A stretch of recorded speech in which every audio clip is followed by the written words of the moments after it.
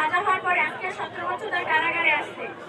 আমাদের মুক্তির জন্য আজকে পিলখানাতে আমরা কেন আমার ভাইয়েরা কোনো অপরাধ করে নাই, আজকে বিডিআররা বিনা অপরাধে জেল খাটতেছে।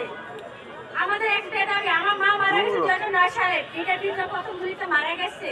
আমার মাকে লাশ পাই নাই, আমার বাবাও মারা গেছে, আমার বাবা বিনা চিকিৎসা মারা গেছে, আমার দুটো ভাই কারাগারে, আমার হাজবেন্ড কারাগারে। আজকে আমি কিছু করিনি, আমি সাদা কাপড় পরে আমি শুয়ে আসছিলাম আমাদের দাবি আদায় করার জন্য। আমি আমার শুয়ে থাকার পরে আমার আঙ্কেলকে আমি ধরতে গেছিলাম, ধরা যাওয়ারে আমাকে বাড়ি মারছে, পুরুষ বাড়ি মারা আমাকে ফেলাই দিছে, জায়গাতে বাড়ি মারা আমার ফেলাই দিছে।